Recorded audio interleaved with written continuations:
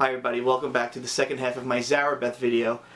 In the previous video I talked about the head and all the chords that are associated with it, and in this video I'm going to go over the solo section chords and also some of the detailed stuff when the head repeats. So if you haven't checked out the part 1 yet, I strongly suggest that you do, because I'm not going to really be going through the chords in too much detail. I'm just going to assume that you already know it just for convenience sake. Also another note, this guitar is tuned down 2 whole steps in C standard. I'm using a MIDI pickup here. Allan recorded the song in C standard with his baritone guitar. So when I play a chord like this is an E major chord, the pitch is going to sound like C, but I'm going to refer to it as E. I mentioned this in my other video, so if you're a keyboard player and you want to learn the song, all the chords that I'm naming are 2 whole steps up from what they should be. So, yeah, let's get started.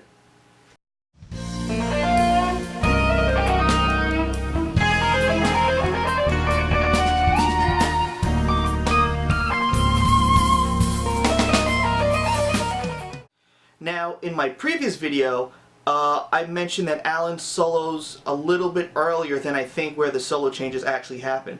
So in the solo section, Allan repeats the solo section twice, and Steve Hunt does once. So where I start is basically going to be where Steve solos, which is where I think it's really supposed to be. The previous video ended with the D add 9 to the D flat major, add flat 9, C major. That's where Allan starts, but I think this is where the actual start of the solo section is. So the first chord is a B flat major with an add sharp 11.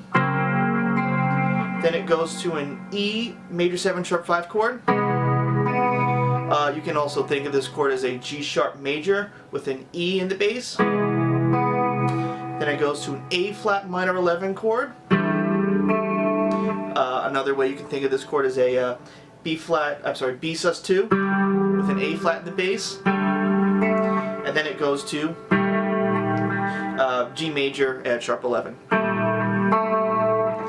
Then goes to an F sharp minor add 9, and then to this chord. I think of this chord bass as a flat 13 added to a minor add 9 chord. Allan uses this a lot. Sometimes he'll put the flat 13 an octave lower in here and then add the 5 on top.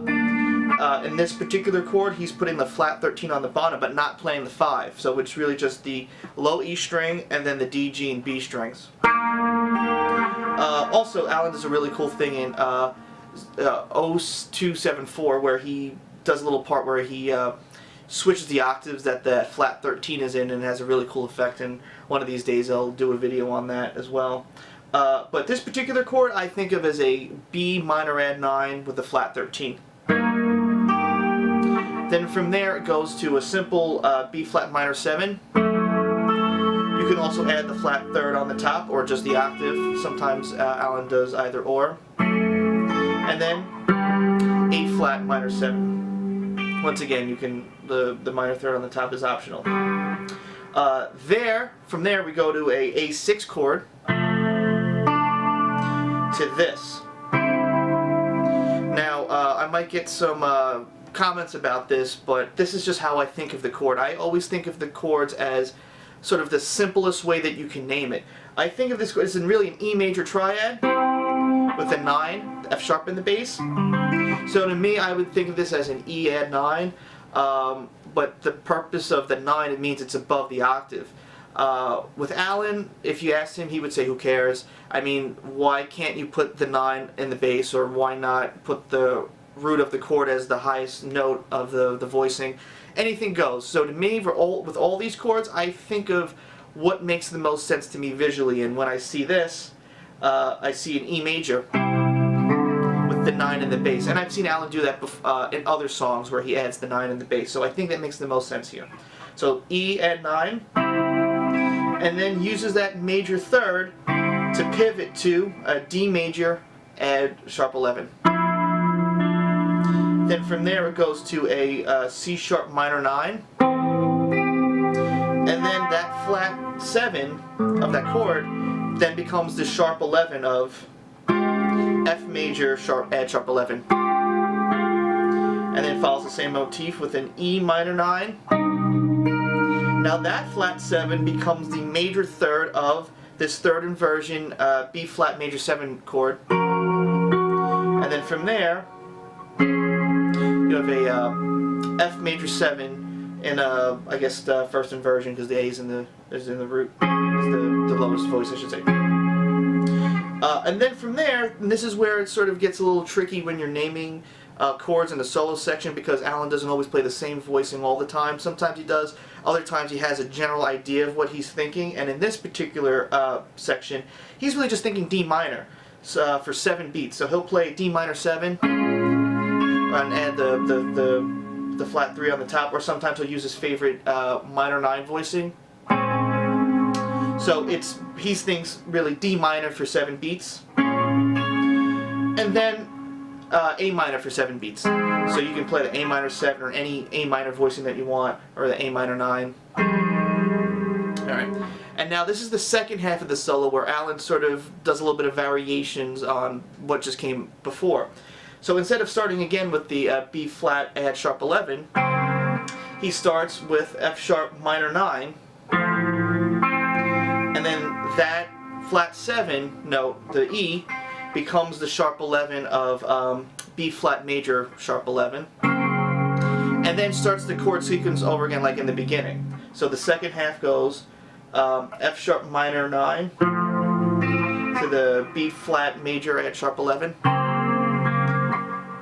E major 7 sharp 5, A flat minor 11, then he goes to the G major sharp 11, and then adds the major 7. Now, in the previous part, he skips the F sharp minor add 9 and goes right to B minor add 9. And then back to B flat minor 7. And then A flat minor 7. Starts the second half over the same exact way with the A6 chord. But then takes a little bit of a detour, and instead of playing an E add 9, he plays an E flat add 9. And then does the same motif with the following the chords with the voice leading on the top voice. So then this becomes a C sharp major sharp 11, C minor 9, E major add sharp 11, and then instead of playing predictably, I guess, the E flat minor 9, he goes to a B major 7 sharp 5 chord. And then from there goes to G minor add 9, and now to this chord, which you can think of as an F major with a G in the bass. I like to think of it as a G9 sus4 chord. Also, Allan will sometimes play this chord up here. I heard in over this section where Steve Hunt solos, I hear this voicing, which is the same exact chord. It's an F major with a G in the bass. It's still a G9 sus4 chord, just with a slightly different voicing. Then from there, he goes to E flat major add 9, and then third inversion B flat, B major 7 chord. He'll like to play the major 7 on the D string, but I think that's kind of a tricky reach and kind of unnecessary when you can just add it to the A string and play it like this. Then from there it goes to that little descending 9 section like in part 1. D add 9, D flat add flat 9, C major to F sharp major add sharp 9, G minor major 7 with the major 7 being on the bottom, and then C6 9. Now, during the first repeat that Allan does, this chord gets held out for a while, and then he plays a C to D power chord. Now that only happens in that part. It doesn't happen in the other sections, because once the solo repeats over again exactly,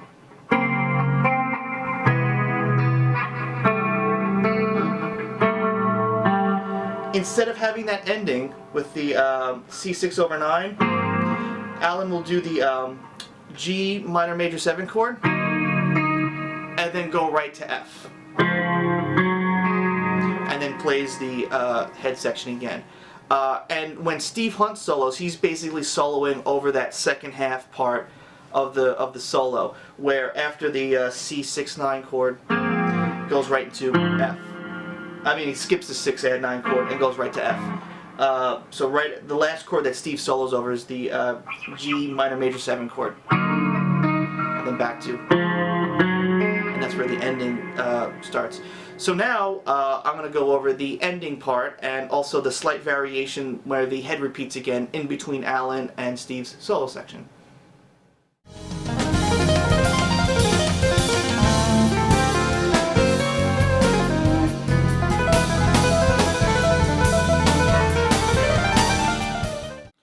Alright, so for this little part, there's really not going to be much to talk about because everything has already been done in my part 1 video. The only difference is when the head repeats in between Allan and Steve's solo, there's only one chord that's omitted. Otherwise, it's exactly the same. So it starts out the same way with F. On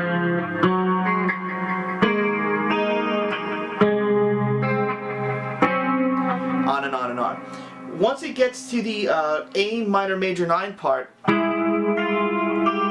Allan skips that weirdo chord that I wasn't really too sure of in the part 1 video. He goes right to the D add 9 chord. So it sounds something like this. And then does the same section over again.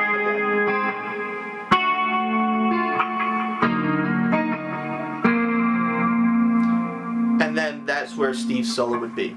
And then, as I said, Steve's solo ends right after the third inversion G minor major 7 chords, and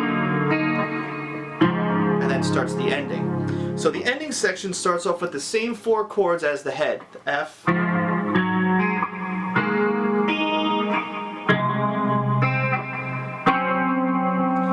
then from here is where the ending loops. So it goes to the A flat major. And now Allan plays a E major, E major add sharp 11,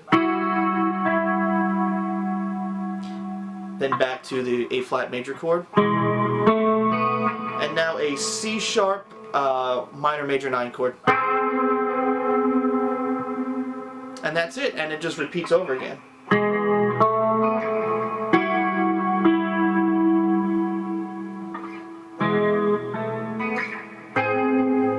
I think Steve does a little swelling in thing with the keyboards, or it could be something that Allan overdubbed with the syntax. And that's it. It's actually relatively a simple tune, but there's all these little variations in there that makes it a little crazy. And I can see why Allan really didn't want to play this one live, because the solo has a lot of little things that might trip you up as you're trying to improvise over it. I'm sure if he's reading the chart while playing it, it's relatively easy. But in a live situation, it could be a little confusing because you just get lost and not exactly sure where you are. So that's it. I hope you enjoyed the video. I have an idea of what I'm going to do next, at least for my next 2 videos. They'll be in E standard, so you won't have to worry about any of the weird tuning stuff again. So yeah, that's it. I really appreciate all the likes, love, support, comments, all that kind of stuff. I enjoy doing this, and as I said, I don't have a Patreon. I'm just doing it for free because I like doing it, and hopefully you'll find Allan's music not nearly as intimidating as I thought it was before I learned them.